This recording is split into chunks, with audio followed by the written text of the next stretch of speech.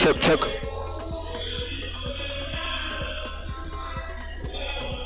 Naona imeingia.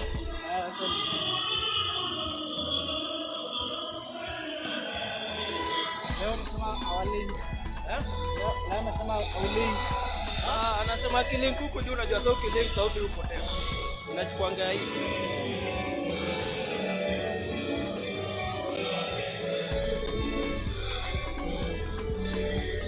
Check. Mic check 1 2 1 2 1 2. Sasa ina nini?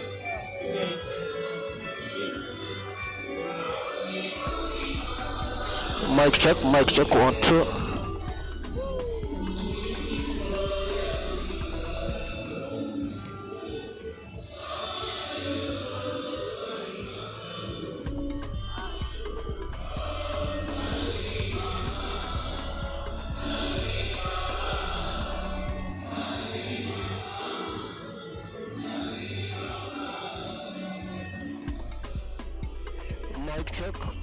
Mic check 1 2 1 2. Mic check 1 2. Ni line 1 2. Ladies and gentlemen, welcome to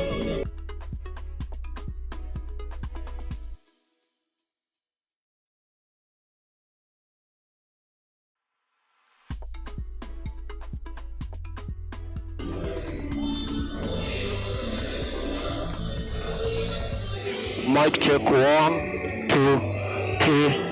Unaweza punguza volume hapo.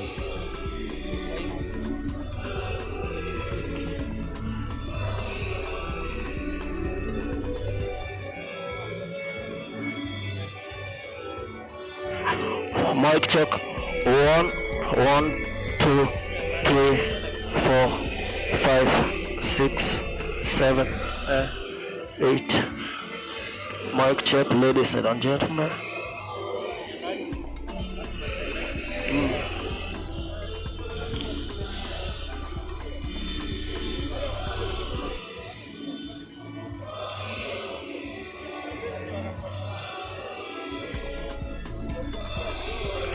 Check 1 1 2 3 4 5 6 7 8 9 10 1.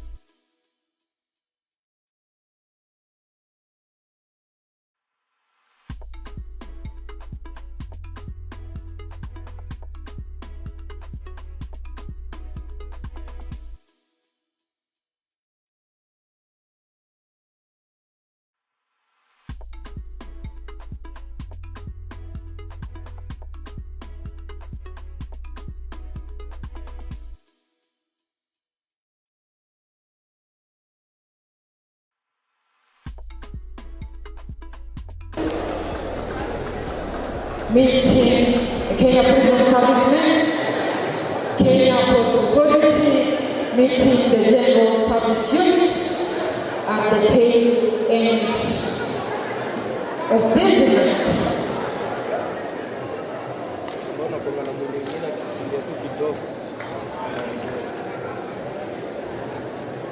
Our first referee for this match is Mr. Vincent Lagat from Kenya. Our second referee is Mr. Sylvester Webber from Kenya. Our scorer is Miss Janet Makoha. Assistant scorer is Maureen Pass.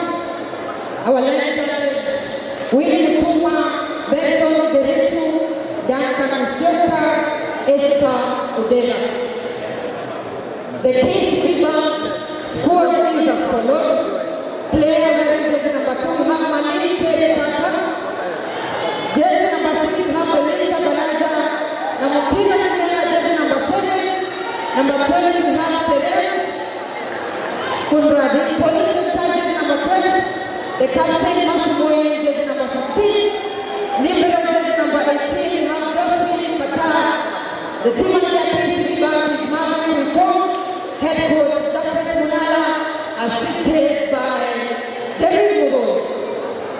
The Kenya Prisons Women's Volleyball squad is as follows. Pamela Sarkai, jersey number 1. Lorraine Pae, jersey number 2. Number 5, Maklin Okoko. Libero jersey number 9, we have Elizabeth Wanyama. 11, Masu Chorono. 12, Colin Mito. 13, and Lowell. The team manager, Kenya Prisons, Zed Kilundo. Head coach, Prince Mabonga, assisted by Diana Kisa. This is Mozzart Kenya Cup Women's Category second semi-final. KCB Bank, Kenya Prisons Service. Ladies and gentlemen, welcome to our second match of the day. Welcome to Kasarani, Kenya Volleyball Federation Mozzart Kenya Cup. Asanteni, tushangilie wenzetu, tukaze wale wanaweza kukaza. Mozzart is your official betting partner, exclusive betting partner. Wale wakuekelea mwekelee. Remember to breathe, remember to cheer as much as you can. May the best woman win.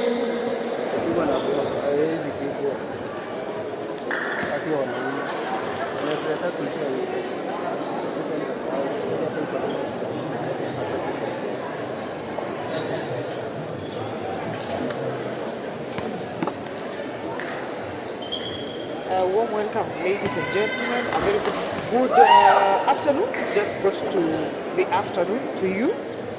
Thank you so much for tuning in to this live coverage of the semi-finals, day 2 of the Mozzart competition, final days of the competition that are happening here at the Moi International Sports Center, Kasarani. My name is Florence Musira. Thank you for tuning in. Thank you for keeping us company for the people that are in this live. Tell us where you're watching us from. Tell us how you're finding the matches, your favorites, and predictions for these matches. Remember that these are the semi-finals. All the matches that will be played today will be purely the semi-finals. And whoever wins today gets to advance to the finals. Finalists, the semi-finalists are BCI and Kenya Pipeline. That match was played earlier in the morning where Kenya Pipeline won 3 straight sets to 0. The semi-final match happening right now is a replica of what happened during the Kenya Volleyball Federation's semi-final National League that happened last weekend, where we saw Kenya Prisons beat Kenya Commercial Bank in a 5-set thriller and later on advanced to the finals. Will that be done today? We wait to see once again. And after this, we'll be experiencing the matches for the men with Kenya Prisons seeing Chema and Kenya Port Authority face it off with the General Service Units in the semi-final match. Quite some thrilling action expected later on in the day. Tell us where you're watching us from. and how you're finding the matches so far, and your experience generally. Remember that by the end of this week we'll be finding out who advances to the finals.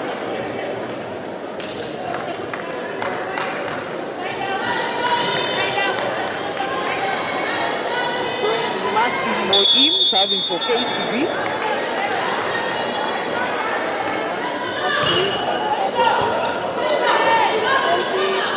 Other Massimo, the attack. Hit by McQueen. Calling it home.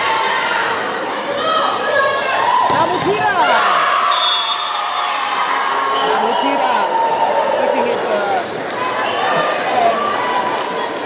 The outside position. Abela Masai side could not contain it.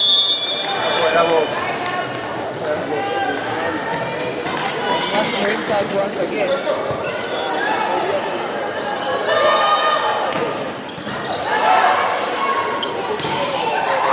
Blocked by Anloen, but it flies out of hooks.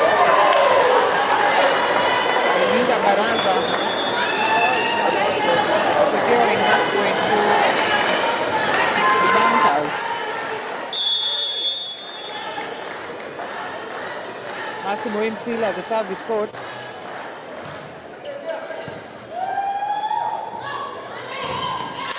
Stopped by Tata.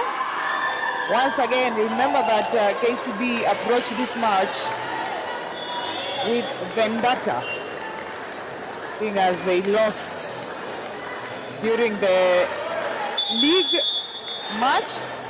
They are seeking to reclaim their long-lost glory. They are the bronze medalists of the 2025-2026 season. Okay with the sets. Namutira, the bulldozer sending it flying out of court.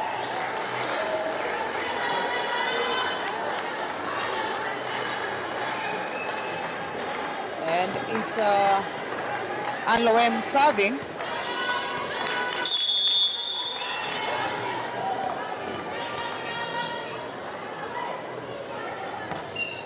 Well served Namutira. Boke Tata. What a wonderful finish. Asante sana Meshak Mogere. I certainly wished, or rather missed you too. Chalo natuzama kutoka JKIA. Where are you going to, my brother? Or are you jetting in? Please let us know. Agnes Akiru unasema Prisons to win. Richard Lagat unasema Prisons can win. I think the match after this is between Kenya Prisons and Chema, but I'll have to confirm that. Polo Tultul, my good friends, Umewasili, watching us all the way from where? Please let us know. Asante sana Mwalimu wa Maths. Thank you for tuning in. I appreciate you. Gideon Jihia unatuzama all the way from Munyoro village, Mathira. Saying all the best to Team Magereza.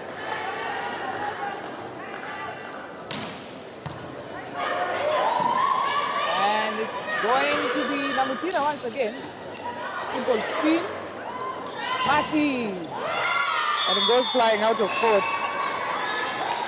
KCB are still in the lead. The Kenya Prisons are also playing chase. Masi to the service, easily done. Namutira again, out of court. Not the Namutira we were used to. I wonder whether there's going to be some looming substitution. Remember that these are the semi-final matches. Tomorrow we'll be witnessing the finals. And the way the award ceremonies, or rather the awards that are going to be issued here are designed is in a way that will cover from position 1 to position 4. So how much or what you get really is determined by what position you finish.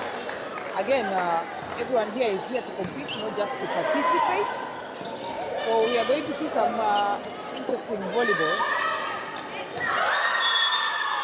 Yesterday, so Kenya Ports Authority beat Kenya Defence Forces, another derby that happened during the Kenya Volleyball Federation's National League. Both teams having met at the semi-final stage,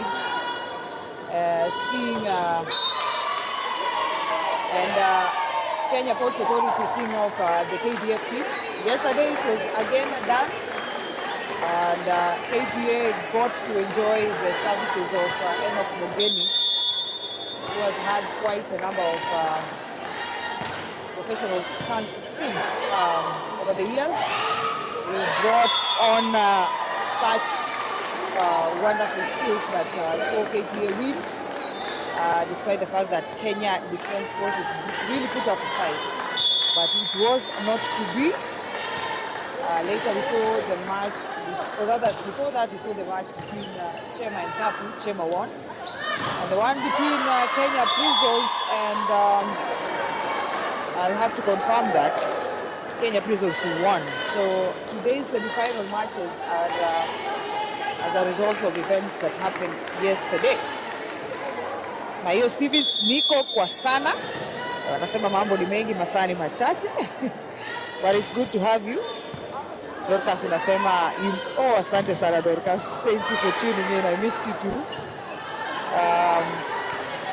Polo unasema uko Karen River, rallying between the mountains. Kevo Kaboso Mutua.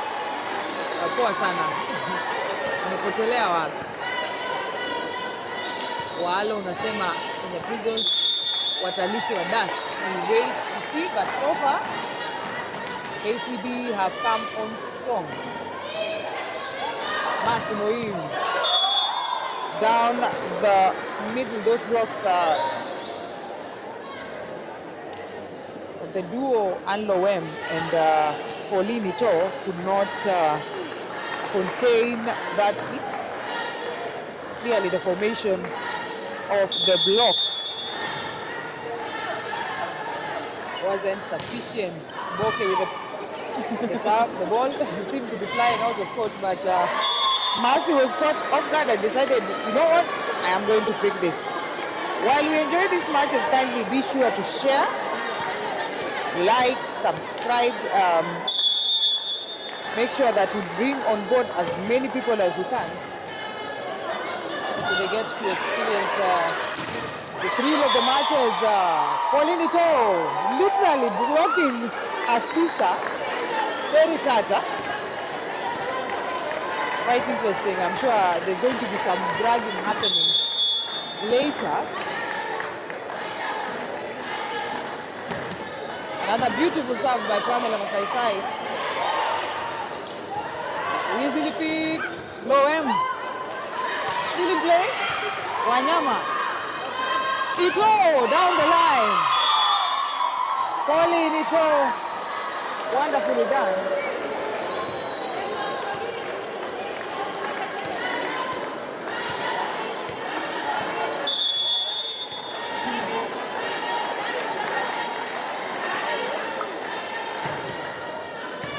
Picked by Namutira.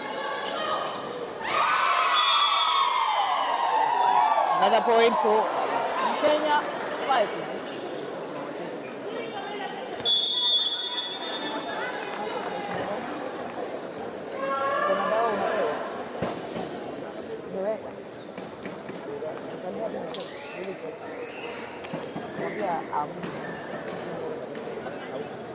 Timeout by Kenya Commercial Bank.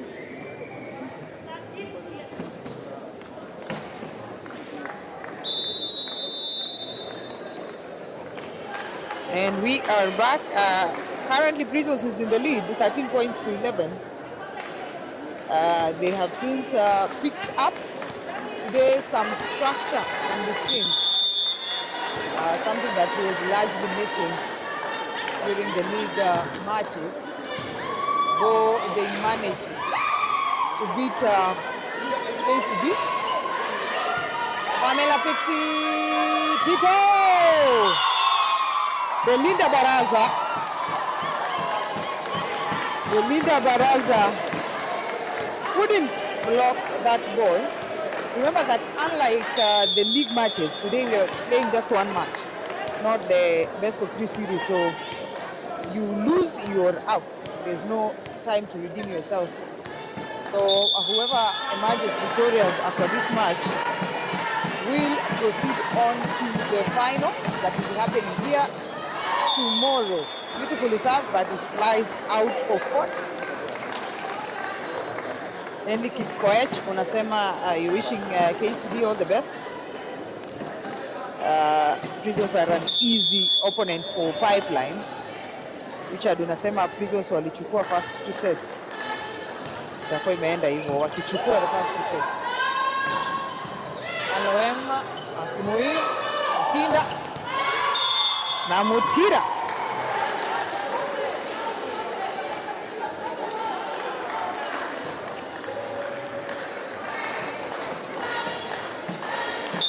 Moim with the service.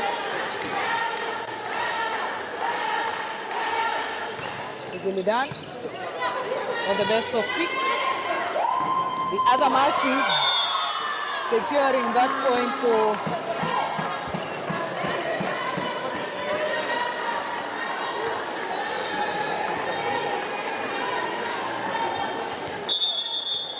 Anloem with the service. Loem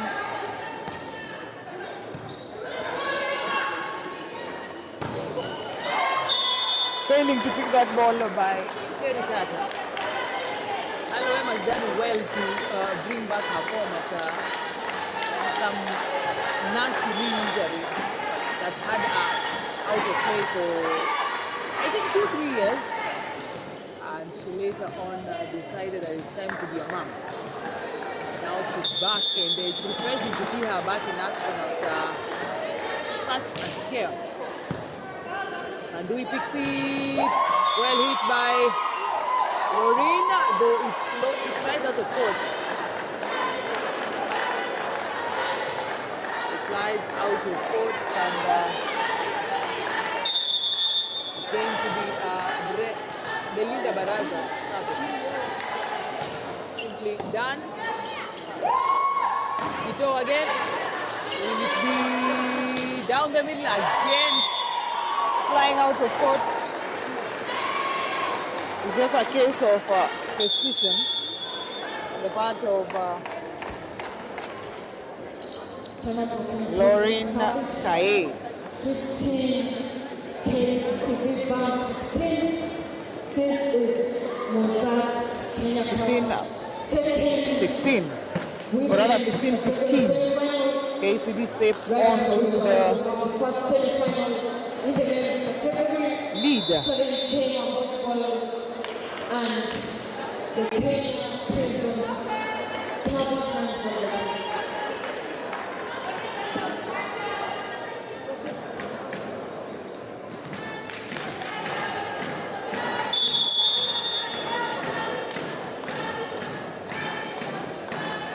Baraza still has a service court. Flies out of court. That timeout was timely. We are yet to see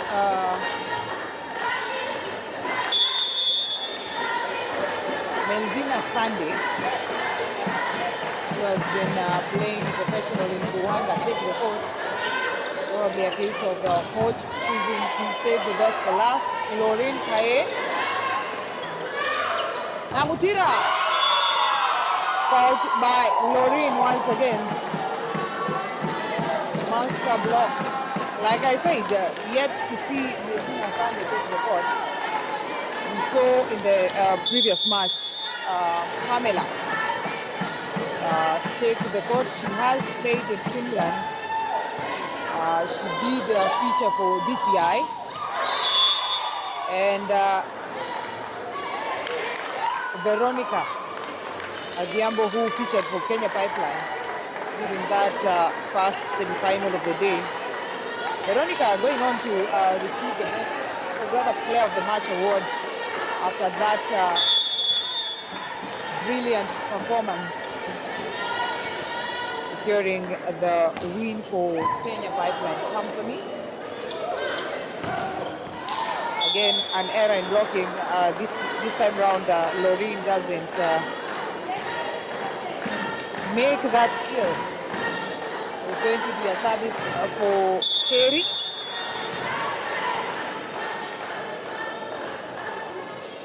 Jumps up. Pamela picks it.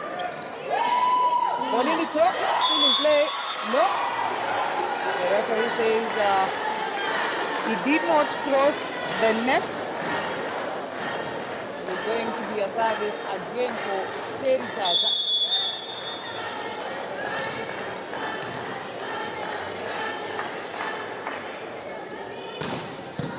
Again, quite a hit. Massive. Blocked by Chemutai and Esther Mutinda.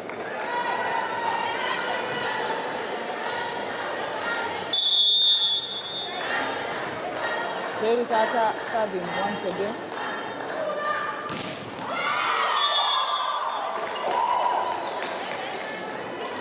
If you're just joining us, this is the second semi-final of the day. First one having featured Kenya Pipeline and DCI, where Kenya Pipeline won by 3 straight sets. The matches on, or rather the teams on court right now are Kenya Prisons, ladies team, and Kenya Commercial Bank. Double substitution. Pauline steps out, and in comes Herma Diego. And Mercy steps out after Sidis Agala. It's actually a triple substitution as Pauline stepped out for Herma, and McLean stepped out for Immaculate Chemutai. Terry Tata. Well defended, but unfortunately, that attempt by Chemutai to save it wasn't sufficient. Asante sana Samuel Obola for tuning in.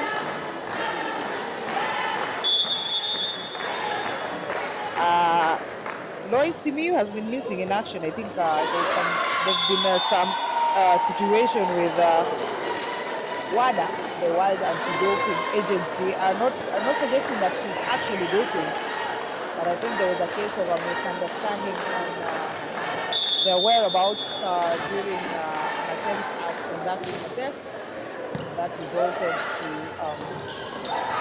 some sanctions. Though this is allegedly, we will need to verify this information, but as far as it's known, that is what happened. She is in good health, hoping to see her back in action sooner or later. Timeout for Kenya Prisons. Also I'm not sure what is happening. We are yet also on the bench for Kenya Commercial Bank is Sharon Chepchumba, also yet to step onto the court. I think both players, Sharon and Meldina, saved for when things get out of hand. It will be interesting to see both on court on opposite positions, just to get a feel of oh, I spoke too soon. Meldina steps in and Pamela Masaisai goes out. Will we be seeing Sharon on court? We wait and see.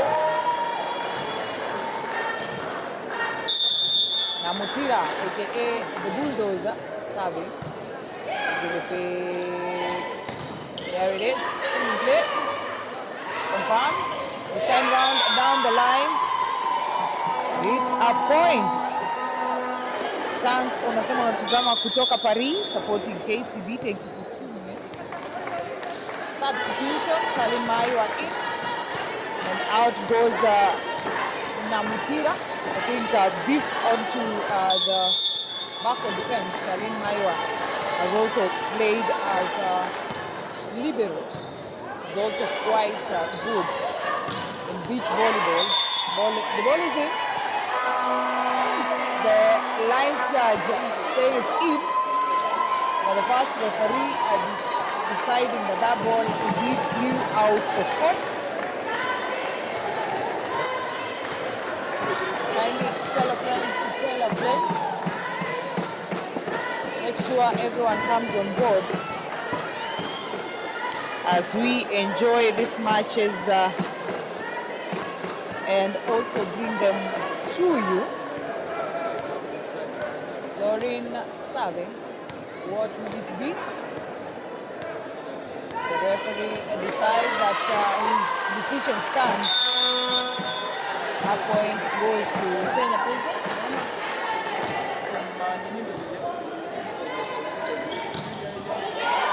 Again, a leak on that block line. A lack of combination between Anlo and Melvina Sandi. Shemutai taking advantage of that.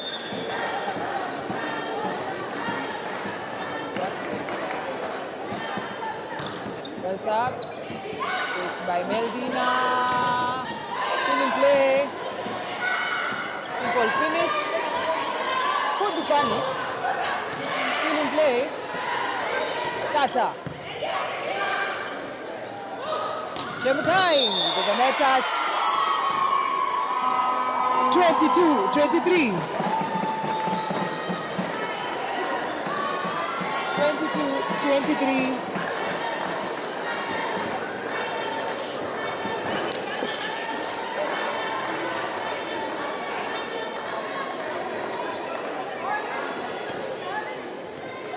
That substitution is happening once again, a double substitution.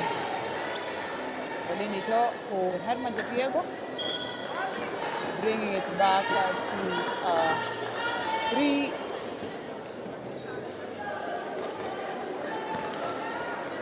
line, or rather 3 options for attack on the front court. That substitution bringing in McLean for Immaculate, taking the setter behind. The scores are 22-23. KCB in the lead. Who takes the first set? McLean with the service. Easily done. Massimo in. No. Rashid Sagala failing to pick it. And it's set point for the Bankers. And there it is. Sharon Chepchumba steps in place of the experienced Mercy Moim. Seeing her play at this stage is a clear indication of dominance in the game. She's had a little bit over 3 decades in the game, which really shows how good she is. Played out of court, 23-24. That substitution happening again. Sharon out, Mercy in. Again, that backup of the backcourt defense. There's who will it be? Elinda Baraza. Elizabeth Wanyama tries to save it. Unfortunately, it wasn't to be. 25-23. Neatly done by the Bankers. First set goes to the Bankers. Remember that this is the Mozzart Kenya Cup tournament semi-final match. Today, the first match was Kenya Commercial, or rather Kenya Pipeline, playing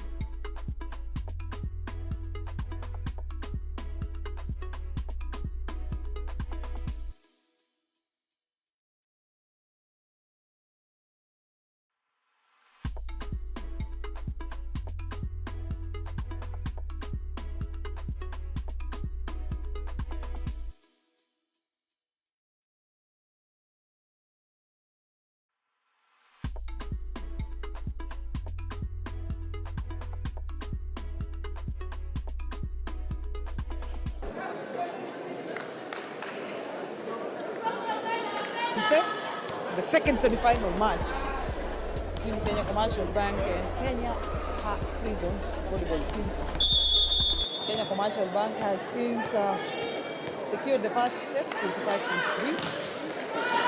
Remember that this is a one-time semi-final, unlike what we saw during the league matches, where we had the best of 3 series. This one, you win, you're in, you lose, you're out. So tomorrow we will be seeing the finalists. Today's matches are all semi-finals. Beautifully done by Massimo Im, especially from that angle. These matches are coming to you live from the More International Sports Center Kasarani. So if you can, please make your way here. If not, we will be here to bring you the action. We take pride in broadcasting these matches live for you. Terry Tata, Katlina Coco, Paulinito, beautifully done. Belinda could not stop it. But it's going to be a service by Pamela Masaisai. Coach Mabonga, who today stands in for Coach Jos Baraza, who is away, choosing to start the same lineup that he did in the first set. Those changes coming in at the tail end of the set. It's Massimo Im serving. Lydia unasema may the best team win. Thank you so much.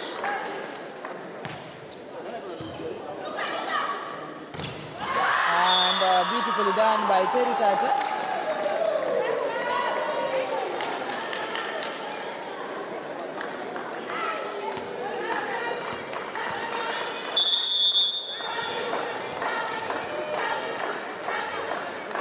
Massimo Im serving. Serves out of court. I think an attempt at serving it to the other Mercy to destabilize her chances of making that hit. She's really been instrumental in securing those points for Kenya Prisons. The youngster on court, I think the youngest to have on court today. Also, before we saw her with Kenya Prisons, she had been playing for Strathmore University. That transition into the team, the patience that clearly has borne fruit.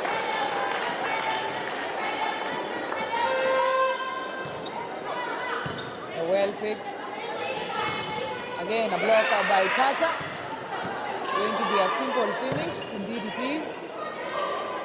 Pamela Masaisai. Well done by, again, Paulinito. Paulinito doing wonderfully for herself. I mean, coming in to the team a year ago from school and making a mark in the league. Hit by Mercy. She secures it.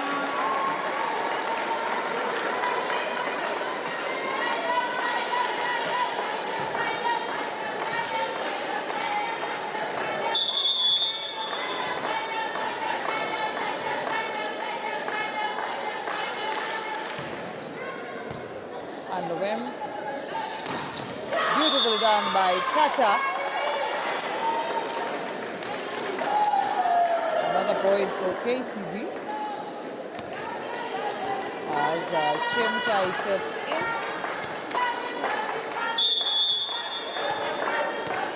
Belinda Baraza serving.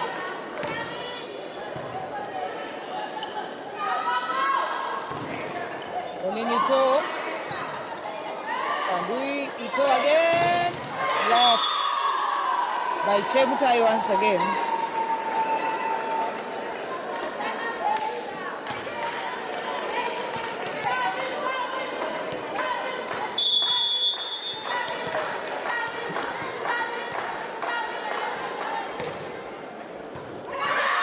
And an error in reception. Pamela Masaisai.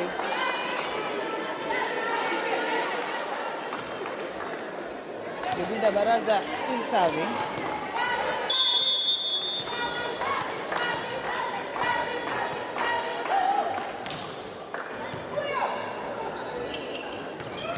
Down the middle, Lorraine. Lorraine does it beautifully well.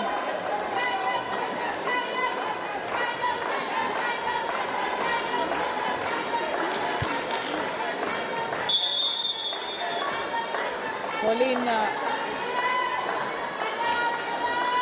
Ito with the service, easily picked. Terry Tata. Terry Tata does it beautifully for KCB.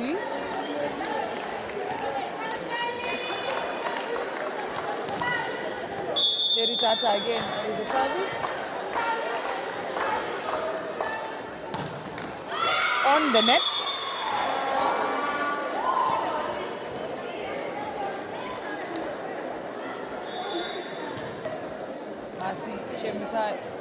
Cherono with the service.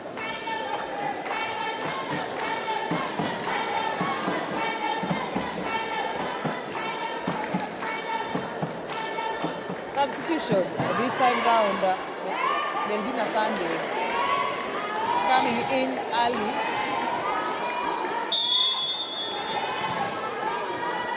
For Kenya Prisons, beautifully done. Still in play. Masaisai spinning it. Masimoim, it's on court. Lands squarely on the court.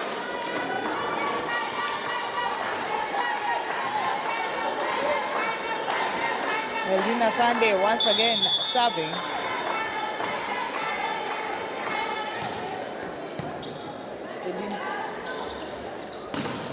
Block this time round. Again, Lorraine Kaye, center blocker for Malkia Strikers, does it beautifully well. Lorraine Kaemba, unasema leo ni kumoto. Lazima ujione live on your way here. But wishing all the best to Kenya Prisons in the meantime. Chumba is still on. She stepped in the tail end of the first set. She is on the bench. I think Coach Nala choosing to save her for last. David unatuzama kutoka Kisii, you're behind Prisons. Thank you for tuning in. Meldina Sande is on court. Amos, I hope umemuona ameingia uwanjani.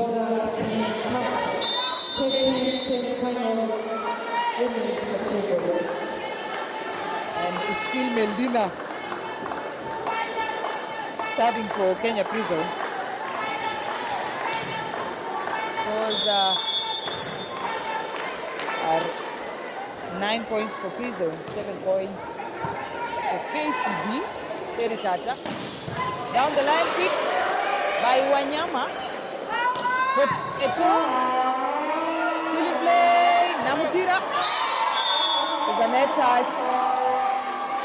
I think McLean Akoko did touch the net.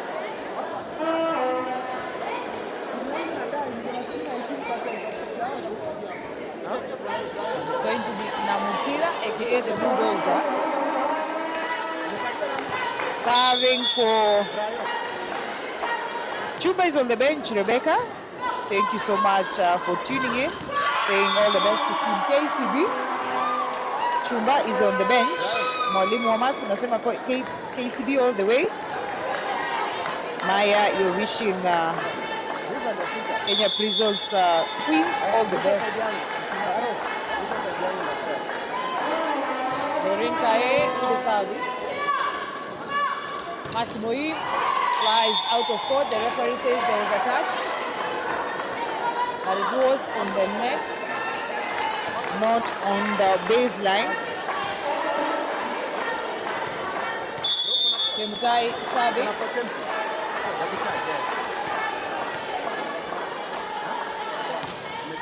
Charles Munene, thank you for tuning in.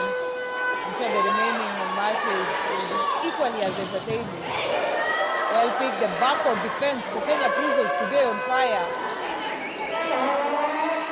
Moim still in play. And Loem with the set. Masai Sai. There was a touch. Esther Mutinda in an attempt to block that ball.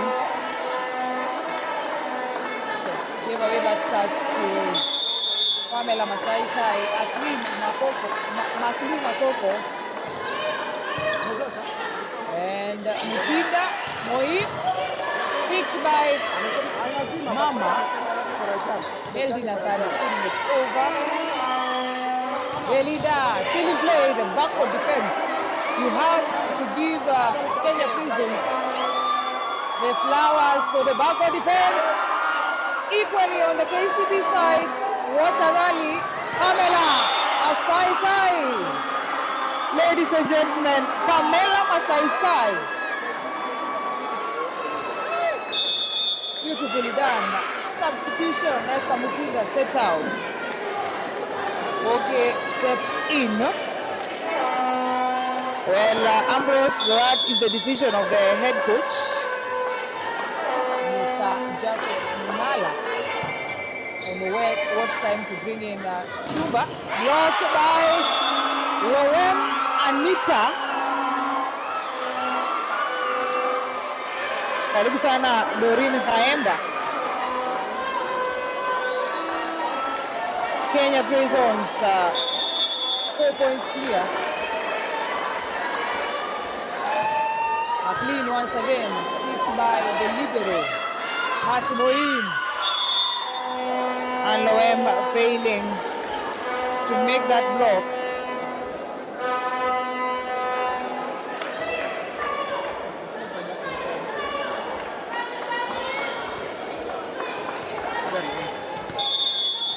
Boke with the service. Well done. Pamela again. This time round, making that turn.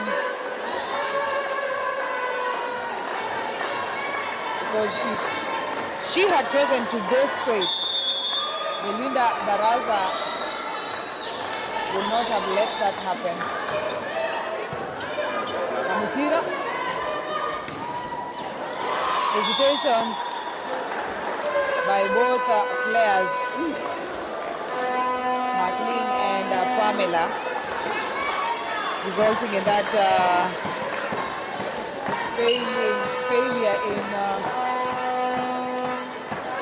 securing that ball. Moim at the service. Matthew Kitumba, you're wishing Kenya Prisons all the best. Asante sana.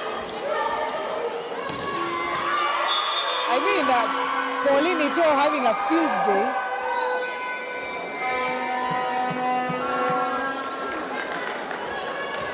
Yes, Kolo, Boke was formerly in Kwandanze. Actually, both setters are former students of Kwandanze Secondary School. Walo unasema Prisons are doing quite well in this set and may the best team win. There's an injury, a scary turn of events. Looks like Lorraine is on the floor. We hope that it's not nasty, that she can break it through. She's on her feet, so a good indication that nothing is wrong.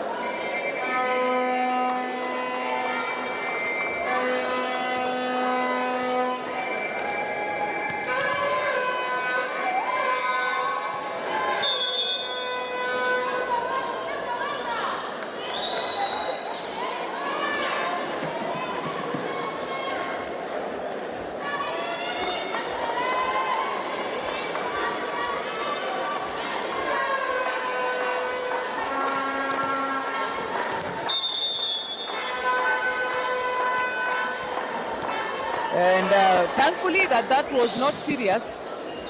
The rain keeps going. Ito. Again, Ito on form today.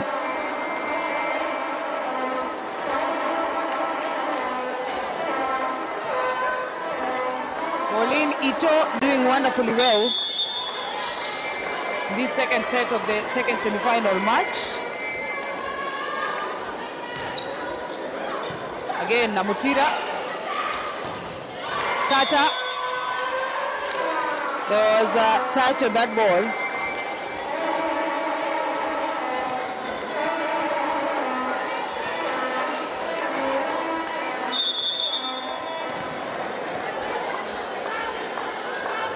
Terry Tata with the service.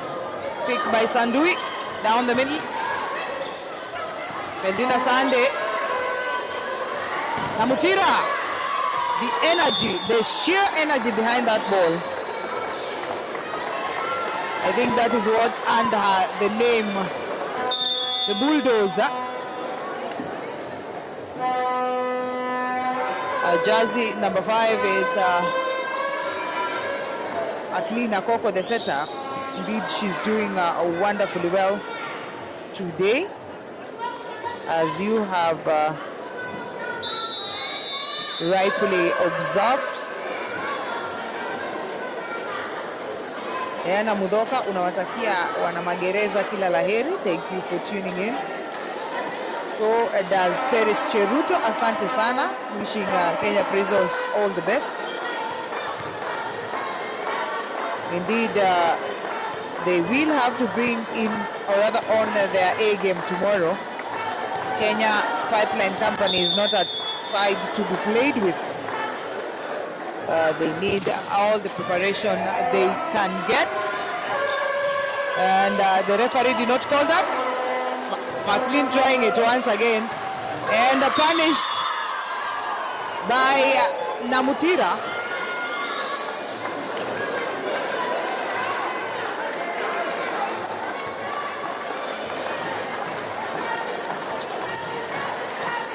And it's going to be Terry Tata serving. Jumps up. Almost looked like it was flying out of court, and she does it to her sister.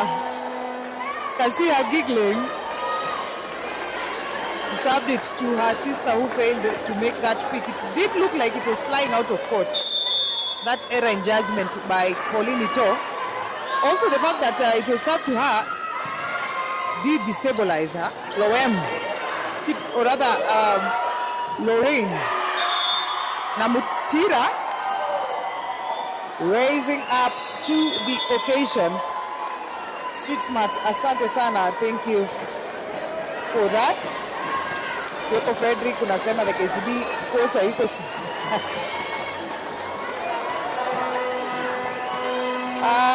again, I think the best thing to do is let people do what they need to do to make themselves happy. And you do what you need to do to be happy. Meldina Sande. Again, Meldina. Terry Tata caught off guard. Well, nobody knows why and when that should happen. I think the coach is at the best position to know the form of his players.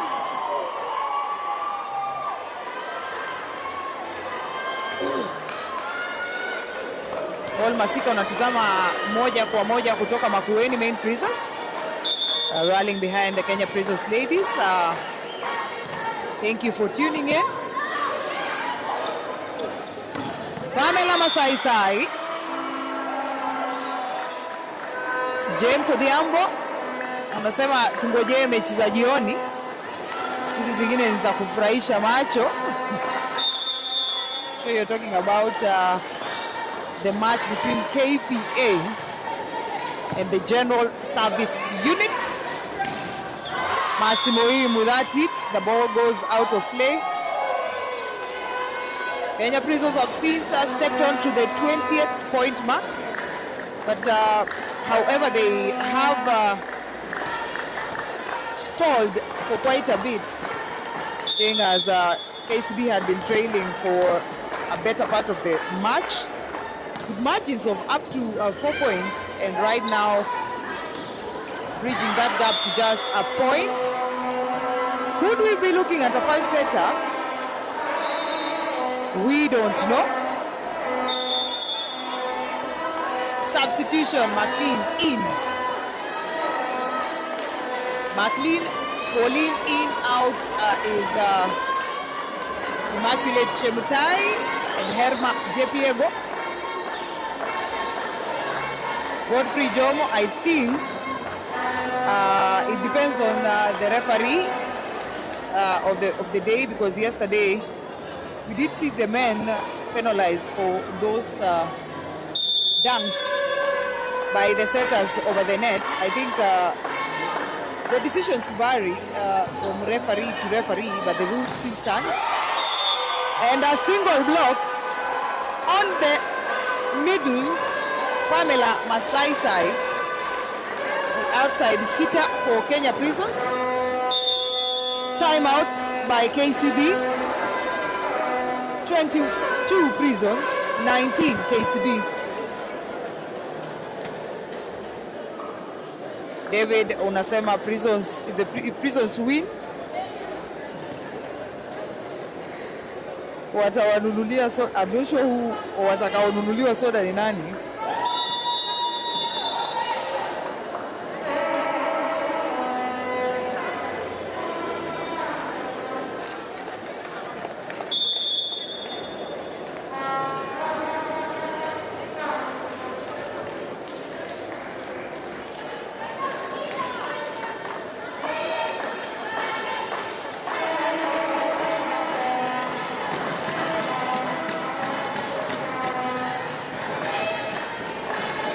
McLean Akoko with the service.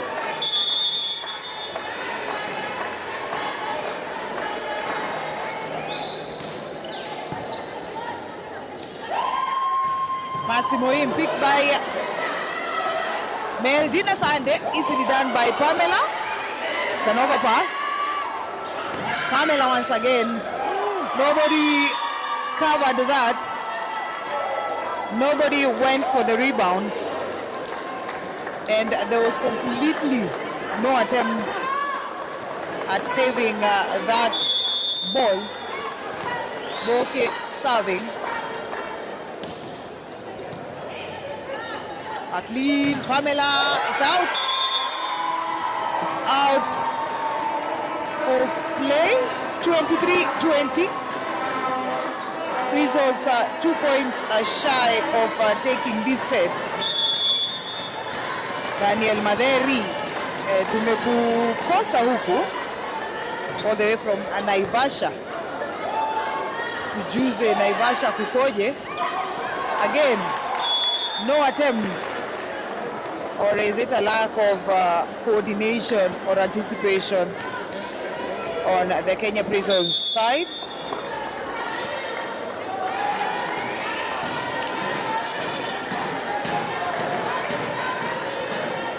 David, umesema utawanunulia Kenya Prisons soda if they win. I will be following that up for the team. And another point for Kenya Prisons is it set point?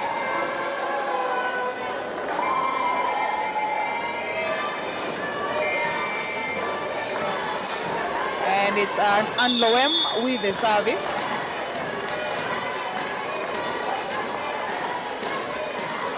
Set point for Kenya Prisons.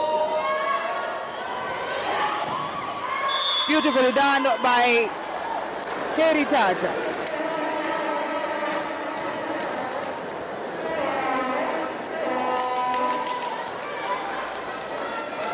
And it's going to be Belinda Baraza. Her services have really been good in this match.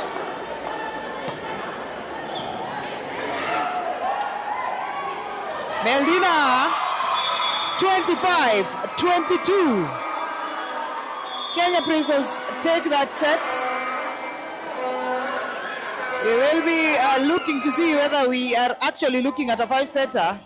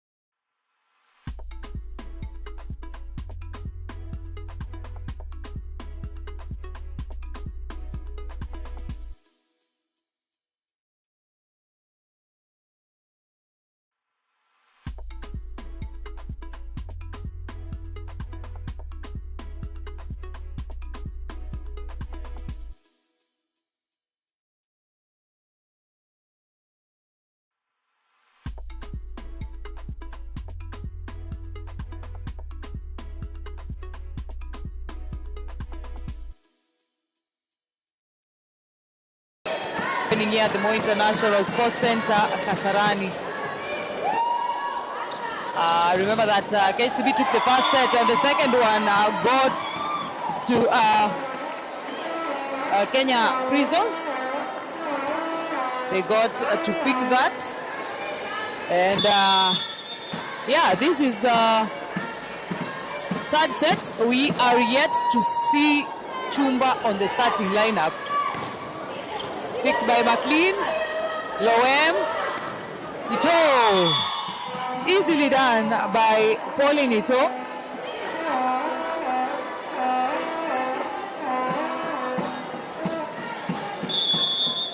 And it's McLean Akoko serving. Namutira picks it. Again, Pauline and Loem. Picked by Meldina, Pamela Masaisai, Elizabeth Wanyama. It's going to be a quick one. Picked by Meldina once again, spinning it across. Elizabeth Wanyama, Ito, beautifully done. She's having quite the field day today.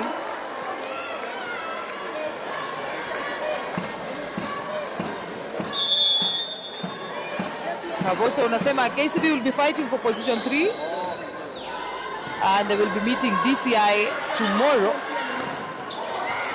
Well, it's not over until it's over.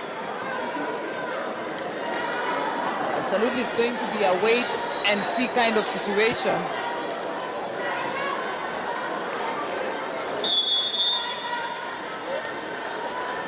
Justin Mwelu unasema KCB will win this game. Just Baraza, the coach, you are missed, wishing Kenya Prisons Queens best of luck. And it's Mutinda with the service. Aloem down the middle, almost like Belinda could not see it.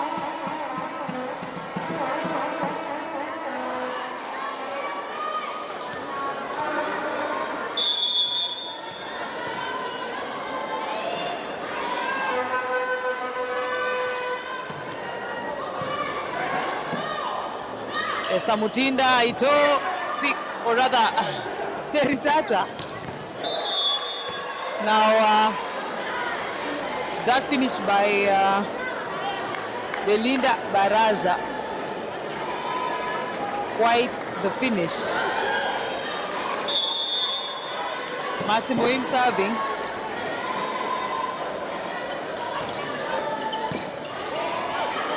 Melina Sande, Ito. Massimo Im picks it. And that hit by Terry Tata.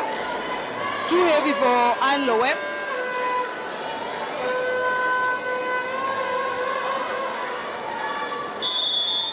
Indeed, Christine Bako defense for Meldina Sande, who, by the way, is the captain of Malkia Strikers.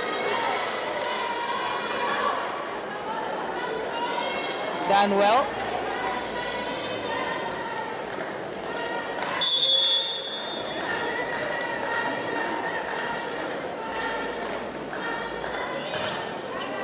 Picked by that error by Meldina once again, sending that ball flying out of court. And Kenya Prisons, or rather Kenya Commercial Bank, have since taken a 2-point lead, looking at 6 points to just 4. Make that 5. And it's going to be Anne Loem at the service court.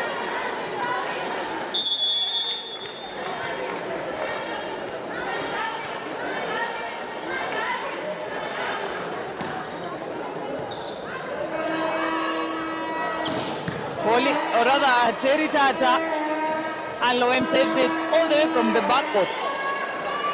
Terry Tata again, this time round, that combination not happening as it should. And it's another point for the bankers. Belinda Baraza will be serving. And Chemutai steps onto the front court. Well done by Maclean Akoko.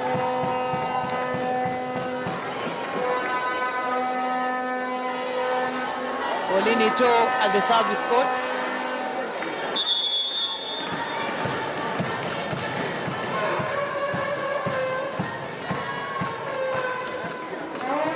Easily picked. Esther Mutinda. And Chemutai does not disappoint.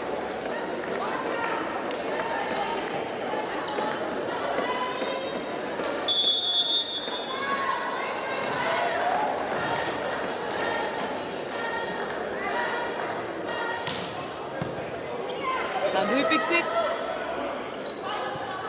Easily picked by Tata. Down the middle. Meldina could not see it. I think the anticipation was off.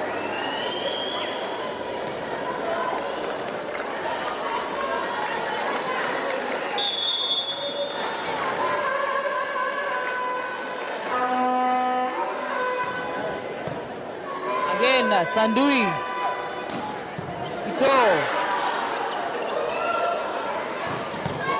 Pamela Masai Sai, almost as if, saved by the libero. Unfortunately,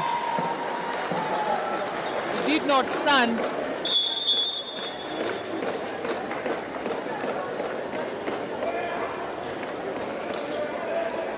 Timeout by Kenya Prisons.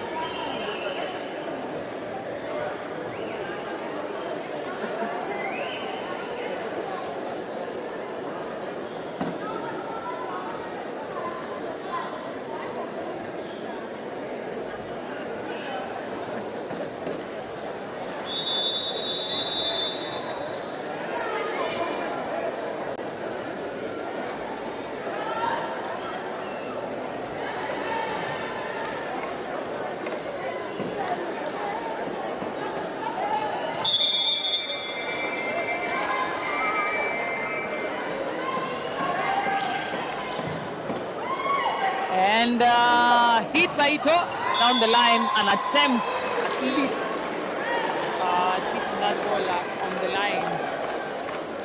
But it did go out. It is going to be Pauline, or rather, I keep confusing the sisters. Pauline Ito and Terry Tata. Blocked by Chemutai once again.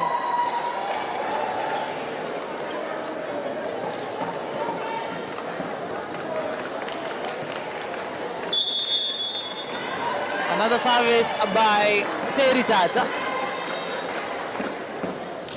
Simple spin, Medina picks it. And Chemutai once again punishes that error in reception.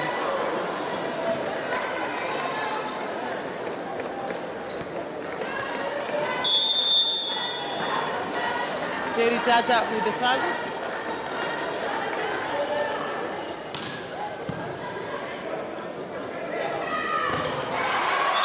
Blocked. Those blocks coming in handy. A double substitution happening once again. On the Kenya Prison side, it's actually supposed to be a triple substitution, but the referee asks them to wait. Paulina steps out in place of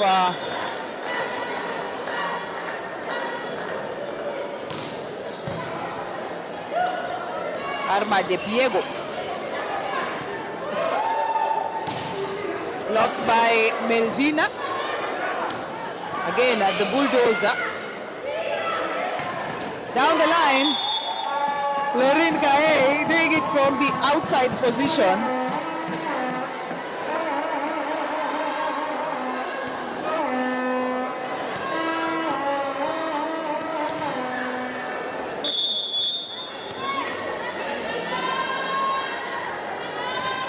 Meldina serves it on the net. I think the first error in service I'm seeing on her part.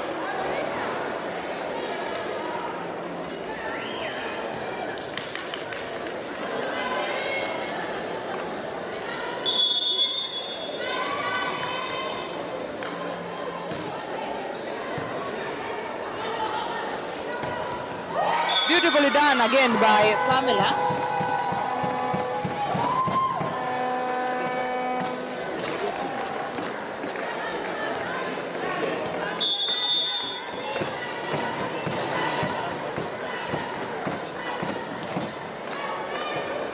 By the bulldozer. What a block. Pamela. Solo block.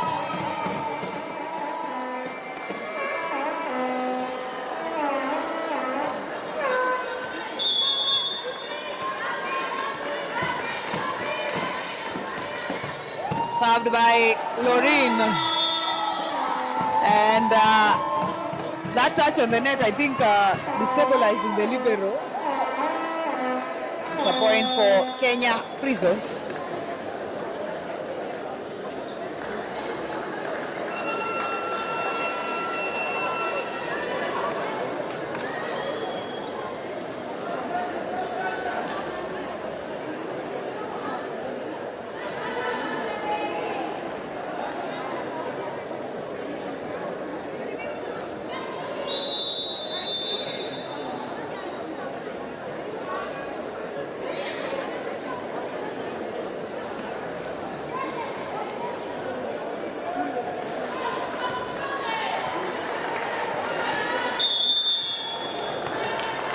Lorin again serving.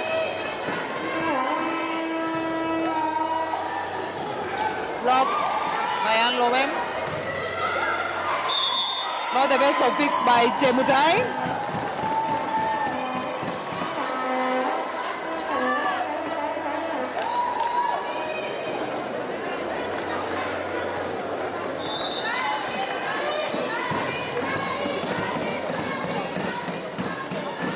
Or rather 11 points to 15.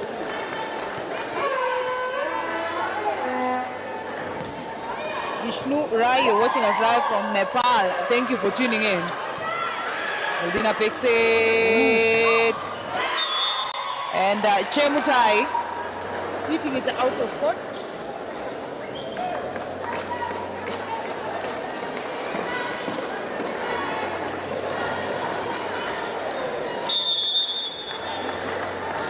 Simon Moyo unatizama kutoka Europe. Thank you for tuning in. Another point by Pamela.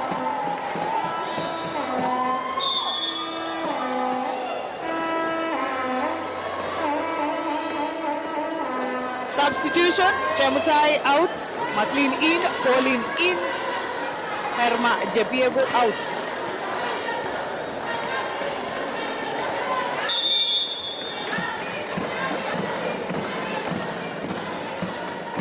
McLean with the service.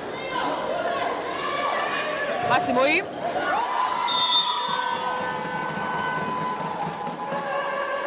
Stopped by Pauline Ito. The scores have since been brought, or rather the margin have since been reduced to just 2 points to the lead for KCB, picked by Eldina Sunday. Pauline Ito, this time round it's on court.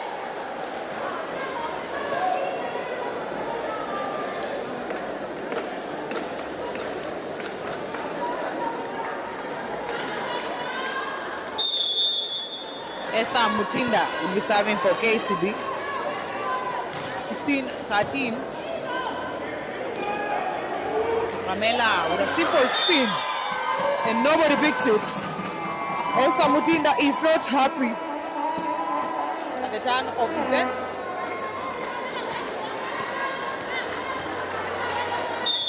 $14 points for Kenya Prisons, 17 for KCB.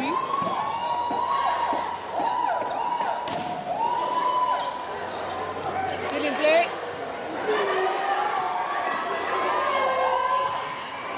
The headshot. Headshot on that net line.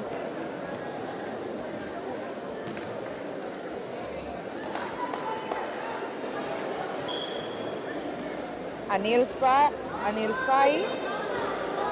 you're saying you're Nepali. Thank you for tuning in. I hope you're enjoying the volleyball that is in Kenya. Vishnu, we hope to visit Nepal sometime soon. Beautifully done by McLean Akoko. Sandui still in play, the backcourt defense for KCB.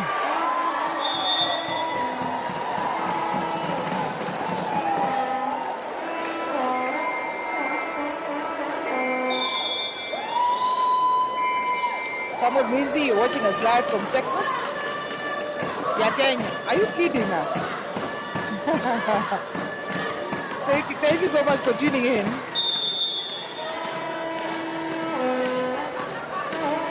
And it's Alowema still serving. Namutira, a struggle on that ball down the middle.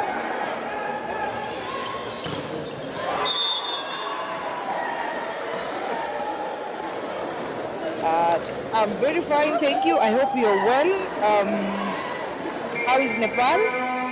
When will you be visiting Kenya?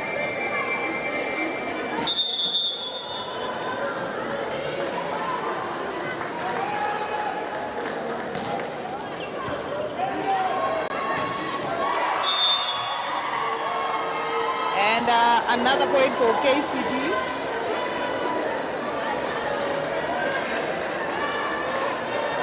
With Belinda Baraza serving. Belinda Baraza is serving for KCB.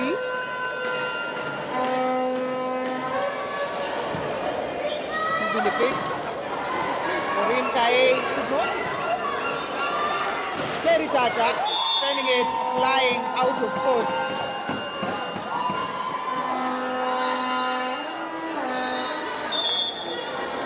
And it's the sister who goes to serve Olinito as Meldina steps out and in comes Mercy Chemtai.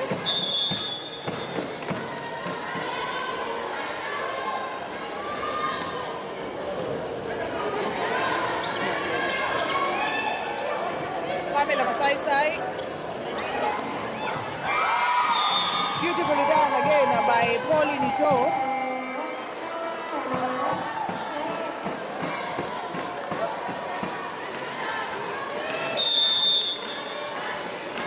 And it's still calling at the service.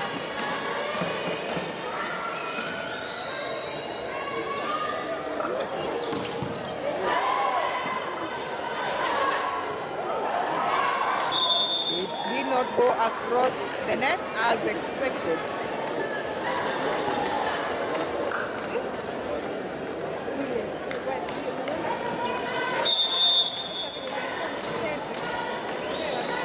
And it's going to be a service by Terry Tata that goes flying out of court. What an unfortunate turn of events.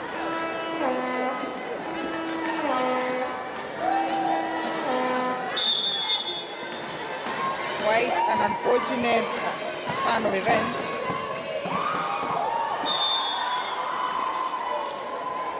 And another point for KCB.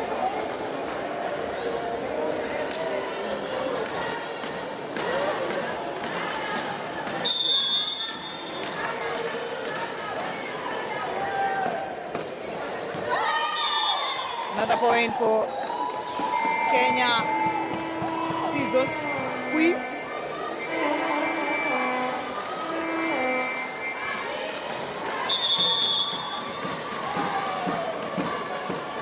Maureen Kaye serving. Massimo in down the diagonal.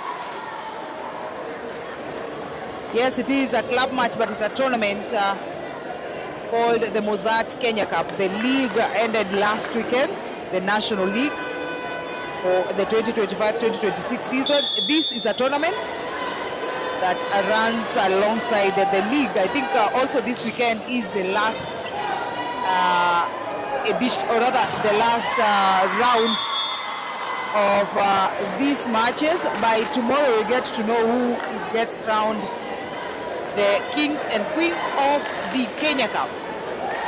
The Mozzart Kenya Cup 2025-2026 season.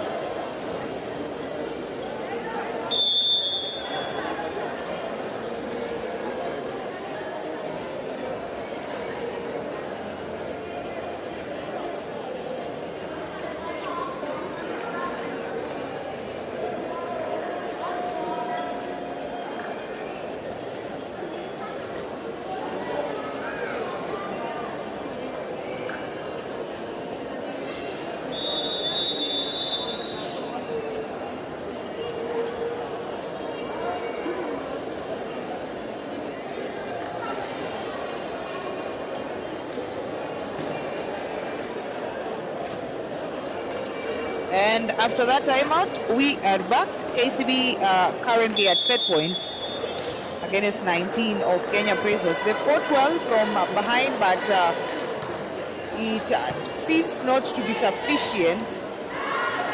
Really, this be the end of this set. We wait to see. Masai, that dodge of the ball picked by Mercy. Pamela hitting the ball out of court, and that marks the end of the third set. The second one for KCB. Kenya Prisons currently trailing by one set. So far, from the look of things, there's a win.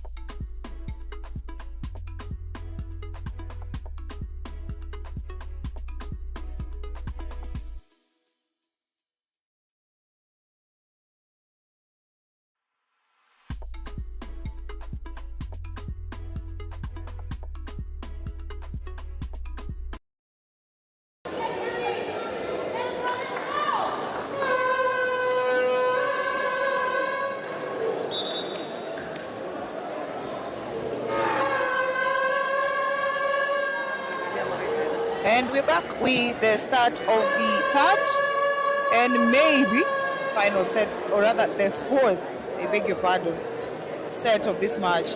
KCB have currently taken 2 sets, the first and the third, and Kenya Prisons took the second set. Both done from where Kenya Prisons, the side that Kenya Prisons is on right now. So I'm not sure whether we were looking at at a favorite or a win side, seeing as both teams took the sets that they have on that side. But we wait to see. However, as things stands right now, Kenya Commercial Bank have 2 sets. Kenya Prisons have 1. Should Kenya Commercial Bank pick this set, then that would be a wrap for the match. If not, we'll be looking at a 5-setter in this second semi-final match happening here in the Mozzart Kenya Cup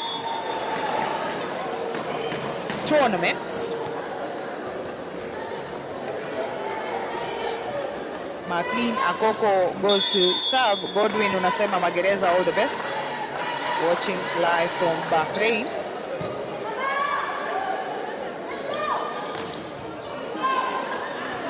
Still in play. Olinito. Elinda Baraza. Sending it back to McLean Akoko. He does not retrieve it. Well, Bishnu, we wait to see whether the next match will be interesting. Lydia, no, this is not the best of 3 series. For today, it's just done once. And you are through to the next round. Yes, Boniface, the other semis has been played before this one between Kenya Commercial Bank, or rather Kenya Pipeline Company, and DCI, where Kenya Pipeline won by 3-0. The match coming up next, I think, should be Kenya Prisons against Shema. Another derby that happened during the semi-finals of the Kenya Volleyball Federation's National League that happened here at Kasarani last weekend, where it saw Chema beat Kenya Prisons and later advanced to the finals, and going on to lose to the Kenya Ports Authority, the Blue Submarines, who are the current reigning champions of the Kenya Volleyball Federation National League 2026 season. KPA will be seeing it off with GSU in the semis today to determine who advances to the finals. Simply done. Ito still in play. The spin across the net. Namutira struggles. Still in play. Every touch counts. Sunday sending it flying out of court.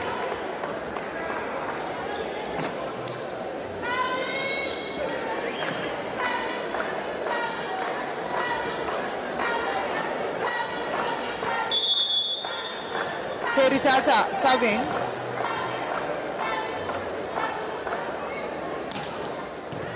Picked by Sandui. Olinito.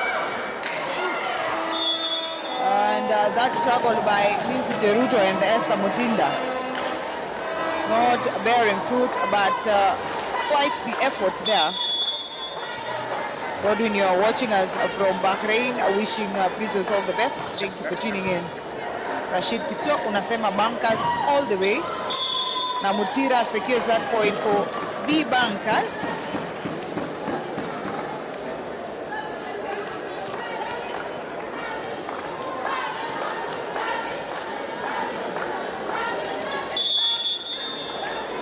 And it is Namutira to serve.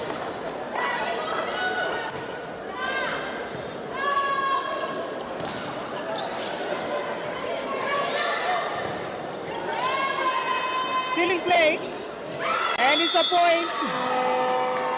Kenya Prisons.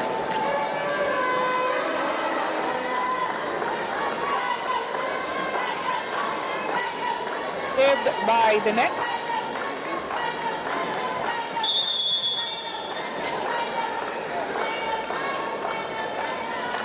Meldina with the service, picked by the libero. Terry Tata. Lauren Kae. Beautifully done.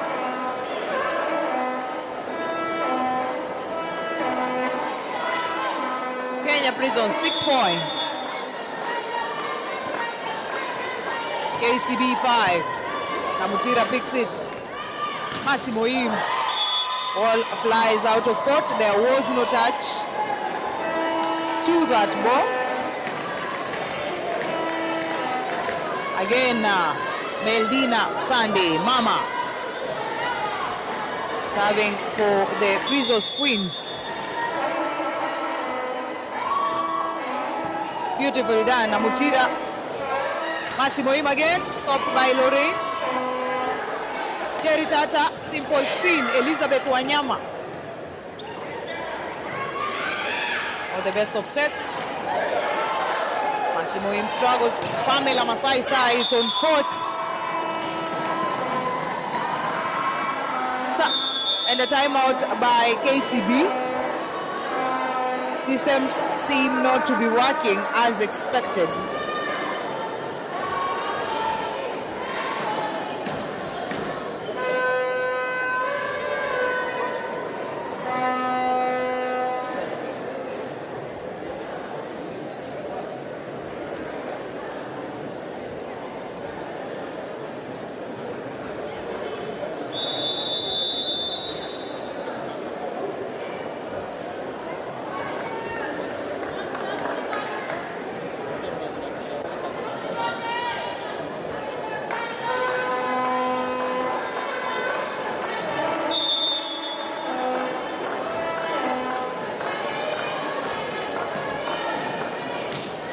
Meldina Sunday with the service.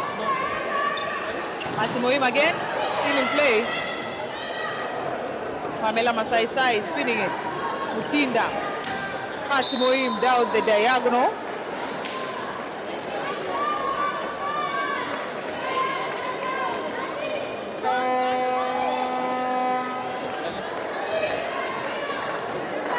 And it is Shemutai serving.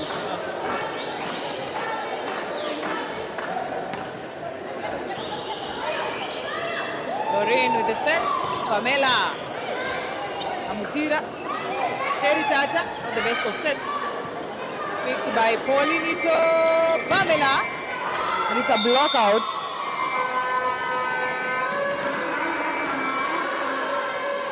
Sending it out of the hands of Esther Mutinda.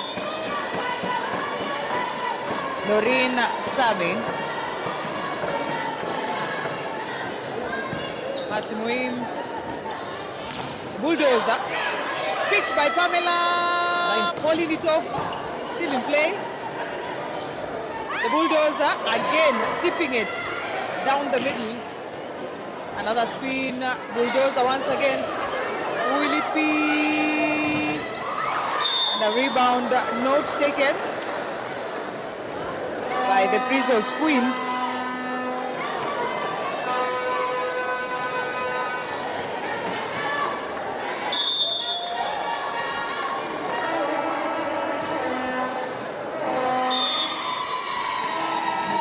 Sends it flying out of court.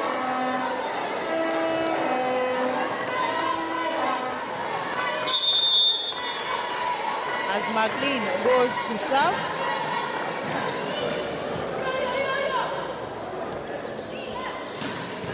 Picked by Wanyama. But it goes flying out of court.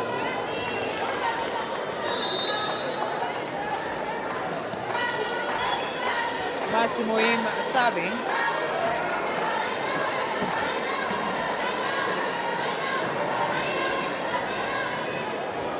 And in comes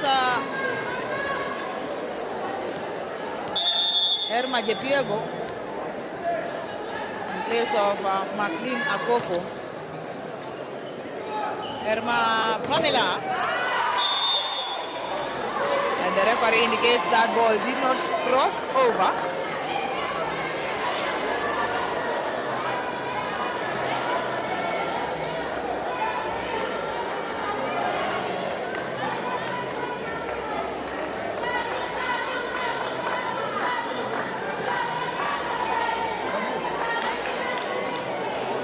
Moim will be serving for the Bankers.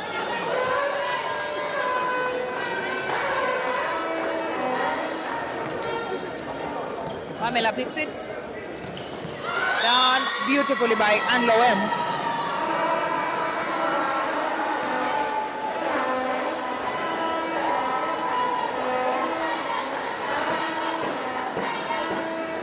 Pamela Masaisa is serving.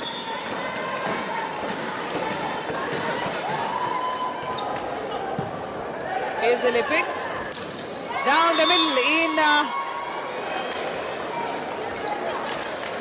equal fashion by Belinda Baraza. Belinda serving.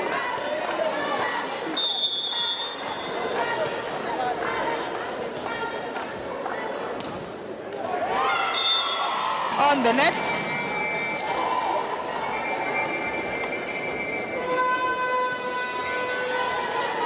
Ann Loem to serve.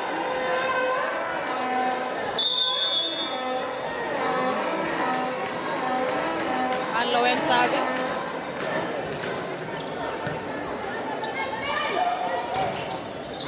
Terry Tata. Stopped by Meldina and Lauren Kaye.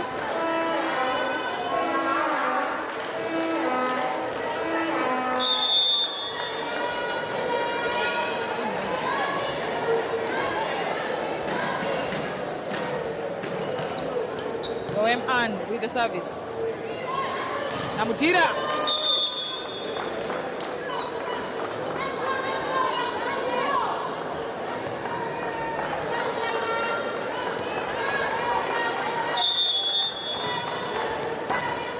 Terry Tata with the service. Picked. Down the middle is a headshot. Lauren Kaye with that headshot on Mercy Moim.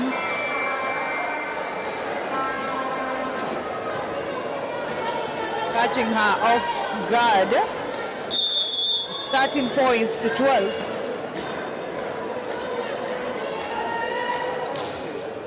Walinito. Namutira. Blocked again by Lauren and Herma. I think the intention was to hit it down the 9. Thinking that Herma would be too short to make that block successful. Terry Tata, or rather Polinito. Terry blocked by Meldina Sunday. Mama doing a beautiful job. And a double substitution once again.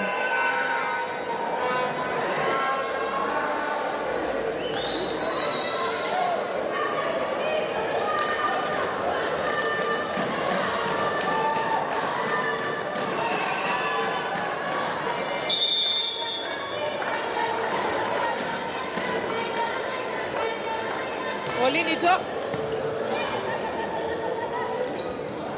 Played by Herma. Pamela Masaisai almost getting that point. Still in play again. That assumption. Headshot. Meldina. Again, that assumption that Herma will not make that block. Proving not to work for KCB.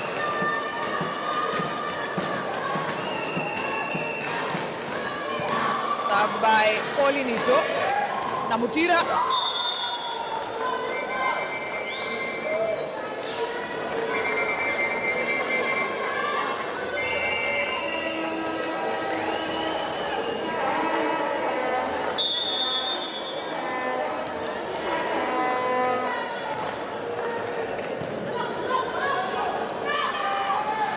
Lorraine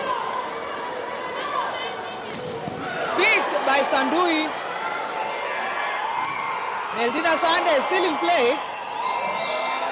Lorraine Kaye did touch the antenna. But what a pick by the libero.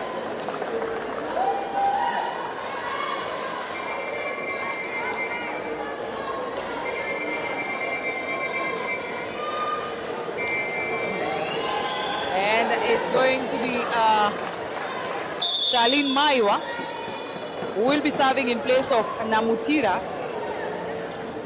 She goes ahead to take care of those backward defense duties. Deborah Chesang has since stepped on to the chart. Timeout by Kenya Prisons.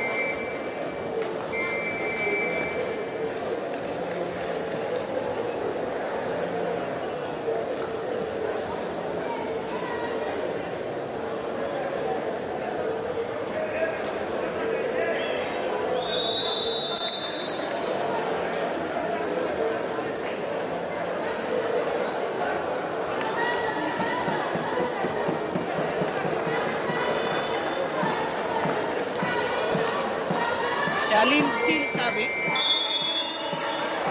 Prisons still in the lead, 3 points clear. And easily picked by Jeruto. And Lorraine did not block, and that caused Masimoim to take advantage of that as the experienced player she is, and secure that point for KCB. 2 points to go, make that 3.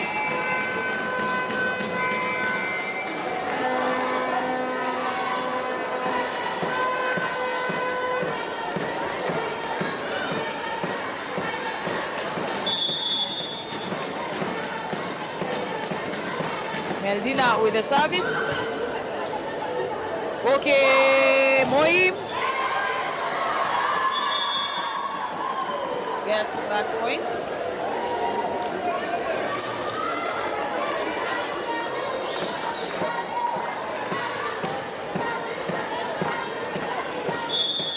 Chemutai serving. Easily picked. And it's a point by Lori. 19-16.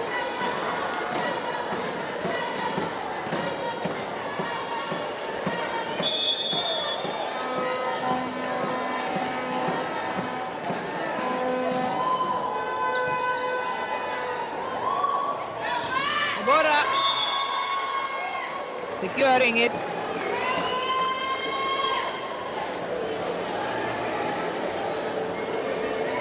We have seen her rise up to the occasion whenever she's called upon.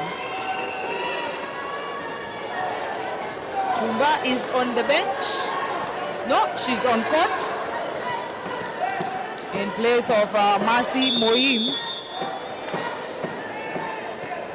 Bora Jesang serving on the net.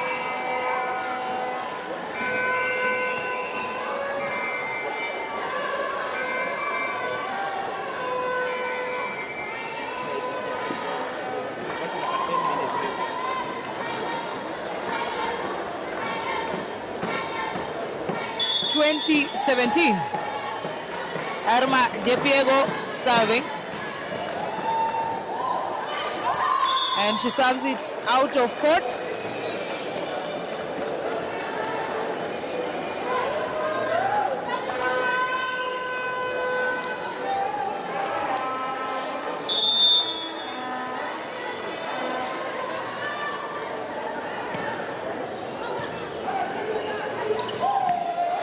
Still in play? No, it's not.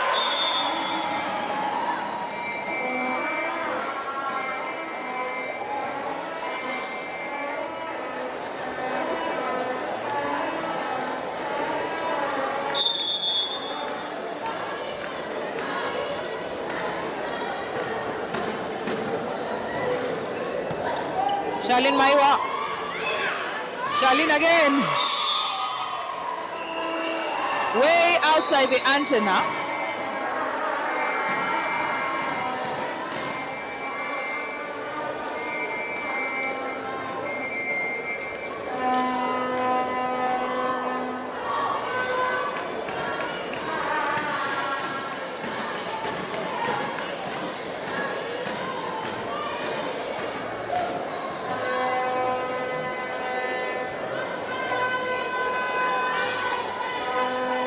And it's Pamela Masaisai to serve.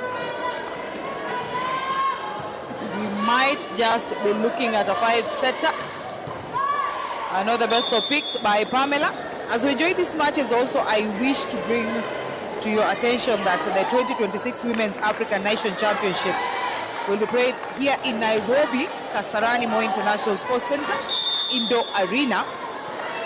Will be the main venue, as well as Ulinzi Sports Complex, which will be the second venue. Remember that Kenya are the defending champions, and this tournament is for the ladies. The Malkia Strikers will be having this action here in Kenya.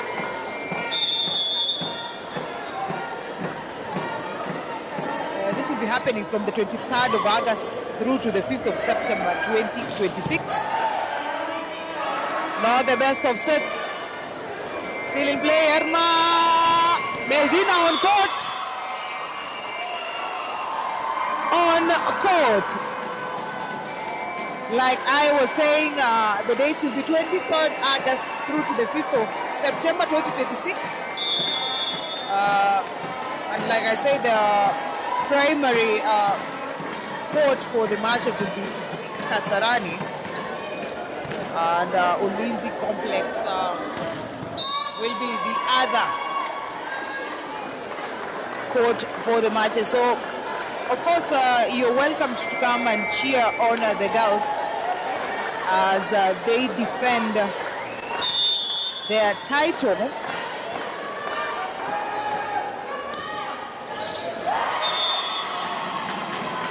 And the teams will be 16, a total of 16 teams featuring. And it's also going to be a qualification for the 2027 FIVB World Women's Championship that are going to be played in Poland in 2028, or rather in 2027, I beg your pardon, and later the Olympics that will be happening in 2028 in Los Angeles. So yeah, that is something that I think you should put on your calendar. Come and cheer on Team Kenya and get to experience volleyball, high levels of volleyball. And it's a 5-setter, ladies and gentlemen. Kenya Prisons take the 4th set. This will be the 5th set of the match, a replica of what happened during the league finals. And it's the second case having been in favor of Kenya Prisons. We'll be looking at a case of Kenya Prisons once again forging on to the finals and playing Kenya Pipeline once again. We wait to see. Kvf Mozzart Championship Women's Category Semifinals.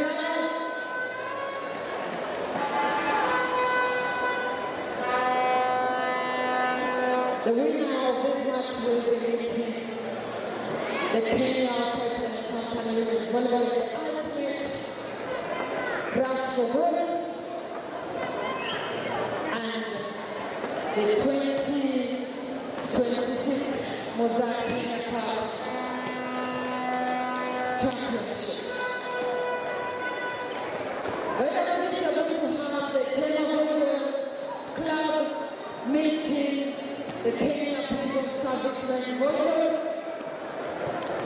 in the first semi-final set up in the Mozzart Kenya Cup men's category.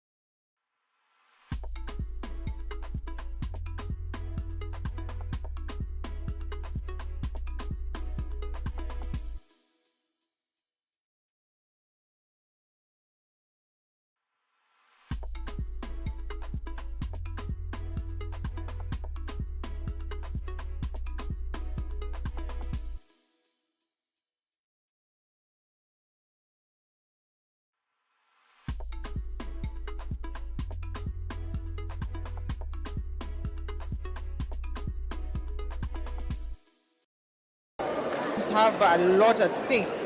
Kenya Commercial Bank playing chase, seeing as they lost to Kenya Prisons during the semis of the National League, trying to kind of redeem themselves, if you may. The coach choosing to start Herma Jepiego in this set, place of the regular McLean Akoko. First point goes to Kenya Commercial Bank, thanks to Belinda Baraza. As we continue to watch, kindly let us subscribe to our new YouTube channel, Yegon TV Official. Hit that subscribe button, hit that notification bell, so you get to know when the action is on. A point by Pamela Masaisai. From if the theory that there is indeed a winning side is to be, or rather to go by, Kenya Prisons are starting off on the winning side, and Kenya Commercial Bank will be going to the winning side at point 8. Clearly, depending on who steps on it first, I really wonder what that would do, because that means that Kenya Prisons will be in the lead by the time of that change. Will they maintain it? We wait and see. We have a poll on your screen. Tell us who you think will take it home today. Because like we normally say, it's not over until it's over. Massimoin serving. Sandoi picks it. Molinito. And Namutira blocking that ball out. Nimrod Rop nasema if Kenya Prisons wins, then Pamela Masaisai will be getting the MVP award. We wait to see. She has put up quite a fight. It will be a battle between Pamela and Olinito. On the KCB side, I see the favorite could easily be Namutira, because when it counted, she brought on her A game. Evans, unasema huko njiani unakuja Kasarani. Thank you for tuning in. There is quite some action that is yet to start, so I'm sure this afternoon will be quite an experience for you. And it is Anne Loem who will be serving for the Queens. An error in reception by the libero. And a timeout by KCB. Kenya Prisons in the lead. 3 points clear.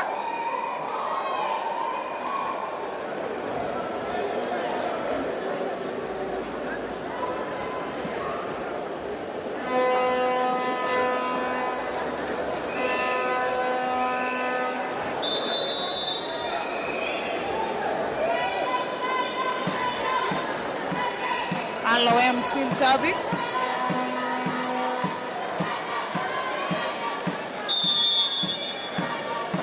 And Loem with the service.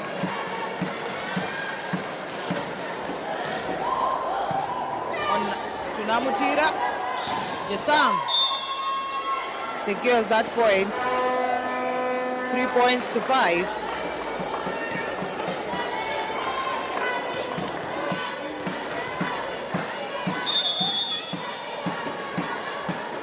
And it's Belinda Baraza serving. The libero picks it. Herma Jepiego, Polinito touches the antenna. It's considered a dead ball. 4 points to 5.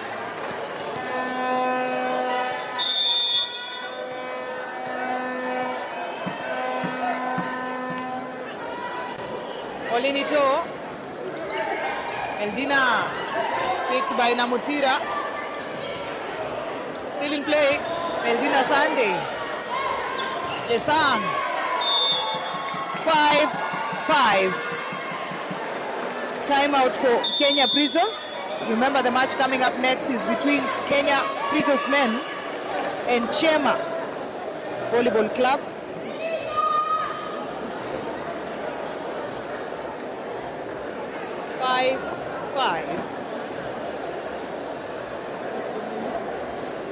It's the same as a dead ball. You cannot play it again.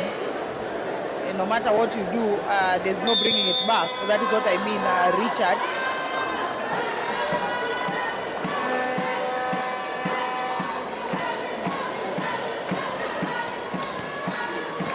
Belinda Baraza serving.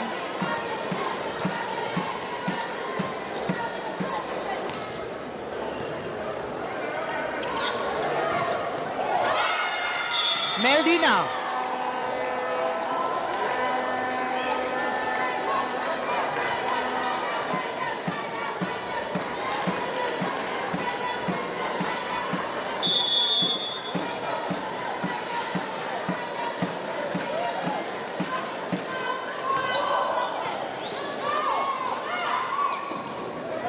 Picked by Sandui. Is it still in play? Yes, it is. Lorraine Kaye tipping it down the middle. 8 points to 4, or rather 5 for. It's actually 7-5. Pauline Ito serving.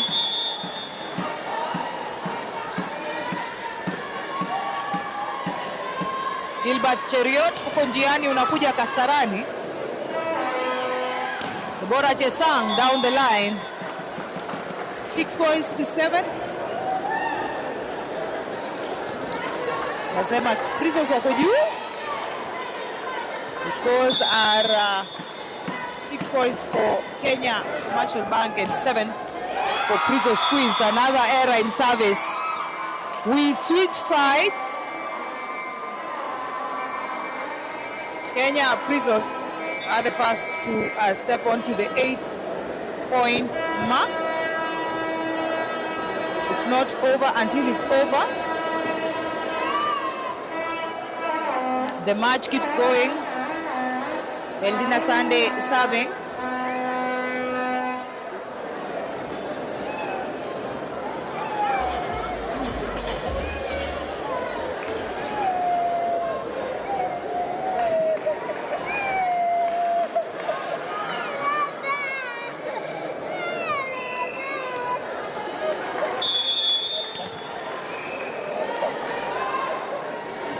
Meldina Sande with the service.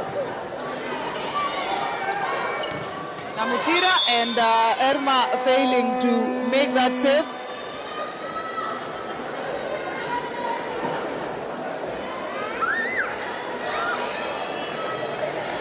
Namutira serving.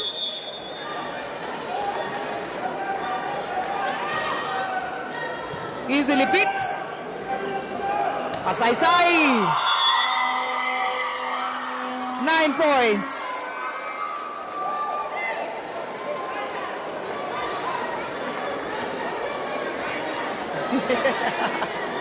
Nimro drop, tulia tafadhali. Lorraine Kaye with the service.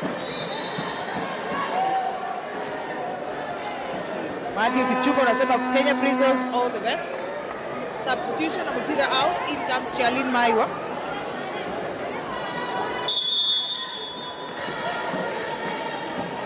Correction, Rebecca Hakali. Jane Washu is very much alive. The player who passed on is Janet Wanja, who played for Kenya Pipeline, and her jersey is now on Immaculate Nekesa, the setter. Jane Washu is not late. And it's Chemutai with the service. Pamela picks it. Paulinito, Mutinda still in play, and it's Meldina Sande who hits the ball out of play. Kenya Prisons have equalized, or rather Kenya Commercial Bank have equalized. Chemutai serving, picked by Meldina. Asaisai! What a hit! Pamela Masai.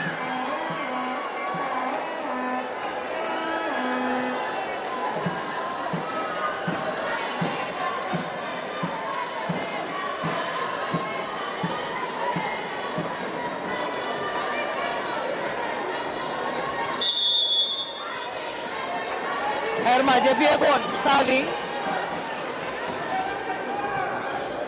on the best of picks. Ito Elizabeth Wanyama, and an error in picking that rebound. Losing rather resulting a point for Kenya Commercial Bank. Both teams at par. Pamela picks it. Down the middle, still in play. It's going to be the Sang. Again in play. Paulinito, still in play. Paulinito, blocked. Belinda Baraza Esther Mutinda. That combination of block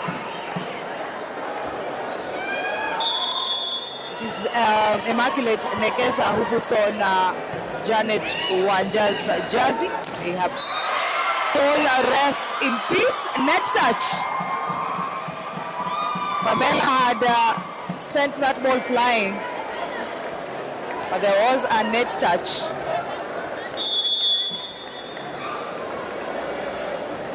And it's Pamela Masai who will be serving.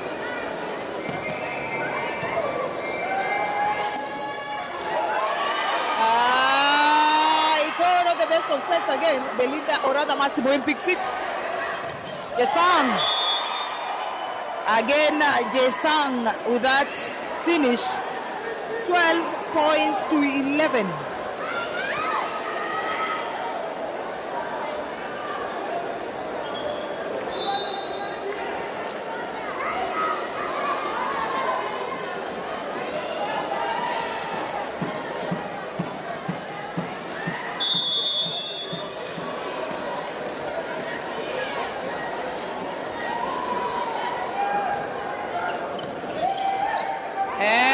Meldina picked by Moim.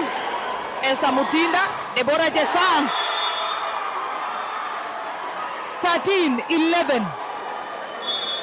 Timeout, Kenya Prisons.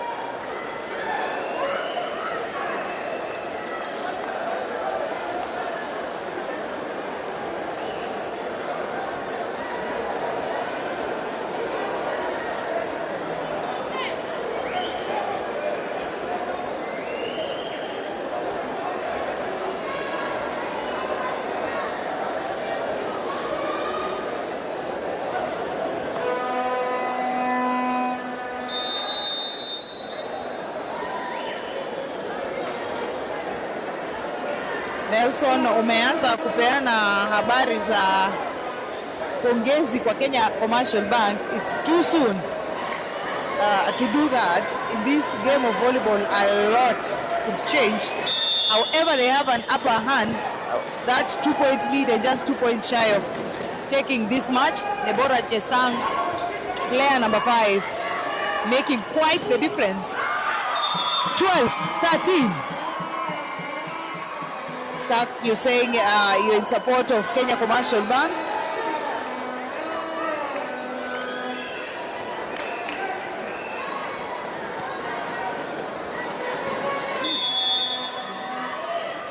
Twelve, 13, Anloem serving. Namutira picks it. Esther Mutinda down the middle. It's a headshot. And set point for KCB. Set point for KCB, Kenya Prisons 12. Remember that this is the second semi-final match. The next semi-final match is coming on between Kenya Prisons men and Chema Volleyball Club.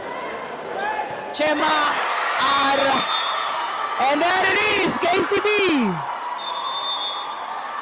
Book a spot in the finals by beating Kenya Prisons 3 sets to 2. What a comeback. Congratulations to KCB. Hard luck to Kenya Prisons. They will be meeting DCI for the 3rd place position. And the finals for the women is KCB and Kenya Commercial Bank. That will be happening tomorrow. Keep it locked for the next match. Fill up that mug of tea or coffee or whatever it is you're having as you prepare for the next exciting ride of the semi-final.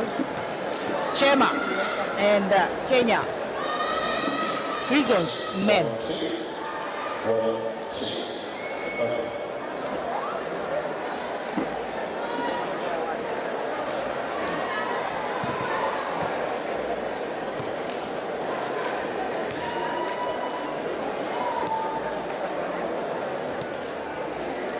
Sasa tegemeo ndio ameangusha tena.